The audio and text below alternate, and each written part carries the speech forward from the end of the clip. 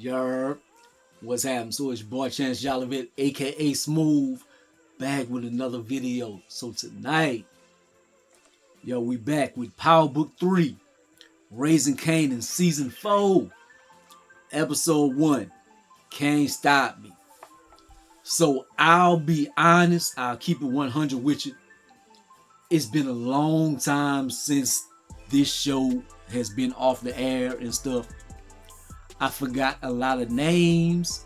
I forgot a lot of things that happened. Luckily, at the beginning of the video, the beginning of the TV show, they kind of show a little recap, and a few synapses and stuff started going off. So I did remember a few things. I forgot Uncle Lou's name. I forgot Marvin's name. I forgot Unique. I had to learn all that watching the episode again, man. But anyways, so speaking of, Ronnie's dead. Howard is dead. Unique is alive. We found that out at the end of last season. But this episode takes place 3 months earlier. Before all this happened and stuff. And it's like, how did Unique survive? Basically, he crawled up out of the hole where Ronnie threw him at, where he thought he left him for dead. He crawled up out of there. He called his homeboy on the payphone. He picked him up and stuff. And basically, this episode is everything that went on in that span. Like, while Unique was supposed to be dead and stuff, and the things that we might have missed in that time frame, things that we weren't paying attention to. It's good to see what Unique was going through in this time and little things that were going on. But honestly, I would have loved for this episode just to take place wherever episode 2 is going to take place. That's where I would have wanted episode 1 to take place, like in the future or the present. I hate whenever they going backwards and we got to go across the same storylines and stuff again. It's almost like lazy writing and stuff, but I guess it makes sense to get into the mind frame of Unique and what's gonna be his trajectory for this season. But we see Rock.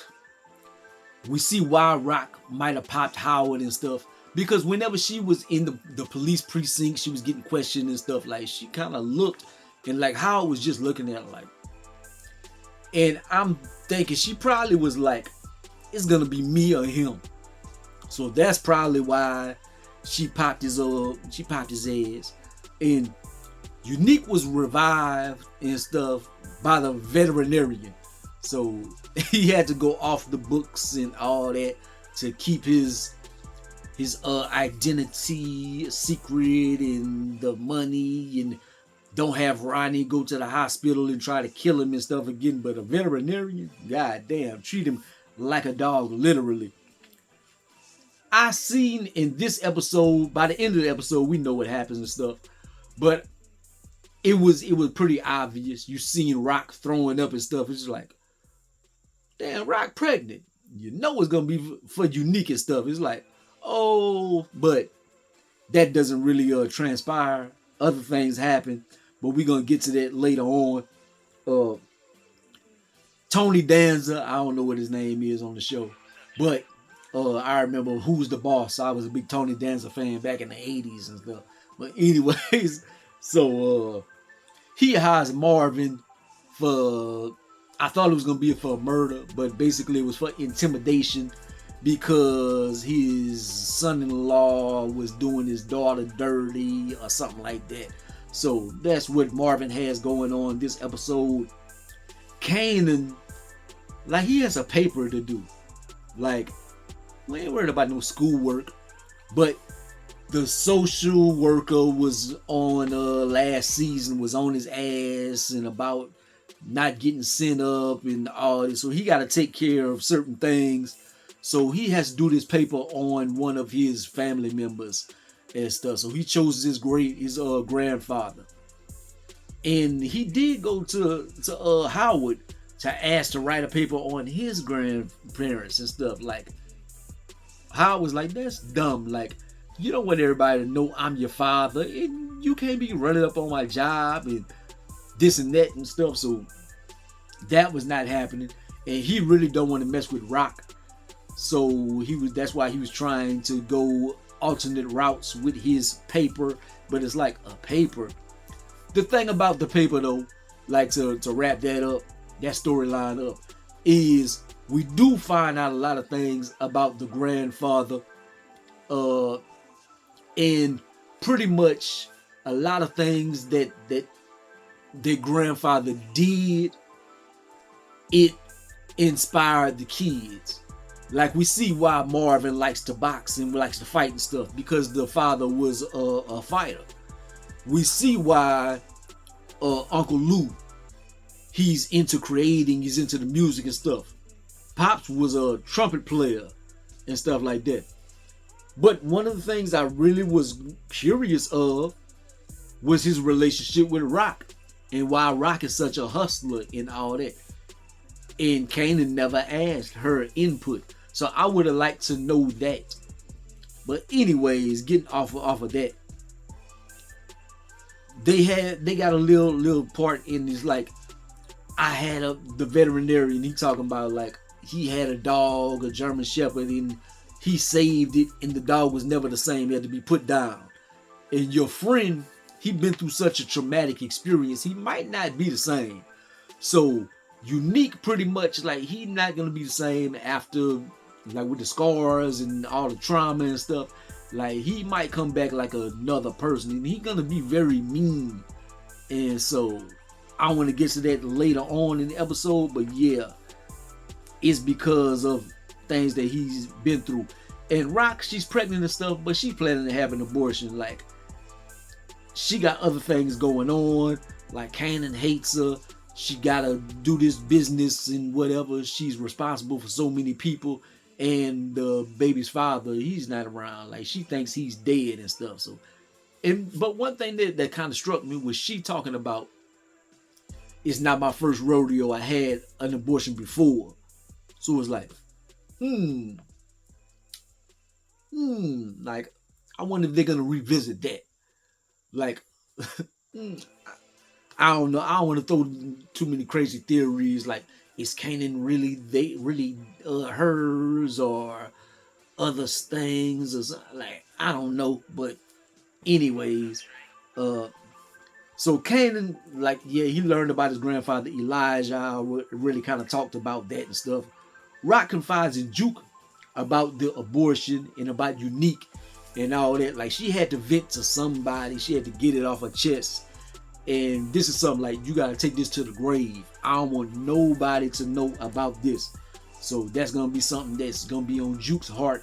Like, will Juke keep it? I don't think Juke is gonna tell anybody or whatever. Unique, so he's starting to feel a little bit better. He wants his revenge. But Homeboy's like, man, you got the perfect thing going on right now. You are a ghost, pretty much. Like, you invisible. Like, you can see the lay of the land, and you can really plot your shit out. So he like, all right, I need you to go do some reconnaissance and all that, find out what's going on. And so now he going into plot mode. So now he gonna see. And then the thing about it, he finds out certain things, like about how Rock is moving and using his old plug, and Ronnie is messing with Kanan and stuff. He thinks that the Thomas family is the ones that really set him up. Really, it was just a crime of passion between brothers or whatever. But he puts it all on Rock and Kanan and them, and think that they set him up to get killed. And that's not really what happened. Kanan talks to all the family and stuff. He still don't want to talk to Rock. Like, I already kind of talked about that. Juke, she meets with Nicole's pops to pick his brain, really about the military and stuff, and what she can look forward to or whatever, and the things that helped him in his life or whatever. And he's kind of like, yeah, it's not really kind to people with alternate lifestyles or stuff, because she's a lesbian. And at that time, it was don't ask, don't tell policies and stuff like that. So, yeah, he was trying to deter her from that and focus on her group. But I think she's going to end up going to the military and all that. You know that she becomes a police officer later on in the series and all that. But anyways, Kanan finds out that his granny, she was in the hospital and stuff. He had to go see about her. Turns out that she has cancer. But she's like, I don't want to be a burden on the other family. I want them to come around because they don't come around now. But his granny also is kind of like a hustler type. And she guilts the family into giving her money and stuff. And could it be something that she's lying to Kanan about just to get some money down the line? Or is she really being honest? And will this be something like Kanan might look at it like, damn, I see all the family beefing with their mother. Like, I don't want to beef with my mother, but like, it doesn't look like that right now because Kanan still hates Rock guts. Unique was about to kill Lou. Man, Lou was walking out the bar and stuff. Lucky homegirl came up to him and like, you can't drive in this condition. He wants to drive into a wall or whatever. But thankfully, Lou lives to fight another day because he ain't had nothing to do with anything dealing with Unique. The end of the episode, we get to Howard and Ronnie's deaths. And Unique is about to be the big bad guy for this season. So that's pretty much what the episode set up. It's like Unique coming back to life and him preparing and why he's going to hate Rock and them. And he's going to be who they're going to have to watch out for. And the crazy thing is it really can be a conversation. Unique. We didn't have anything to do with this. But it's never going to be that easy in the Power universe. It's going to be worse before it gets better. But we're going to see, man. So, I'm glad that it's back. I was a little underwhelmed with this episode because I wanted the story to progress further rather than go backwards. But, can't complain. We got new Power. What y'all thought about the episode, man? Like, comment, subscribe. Don't be a greatest and the most hated, man. Holla at your boy.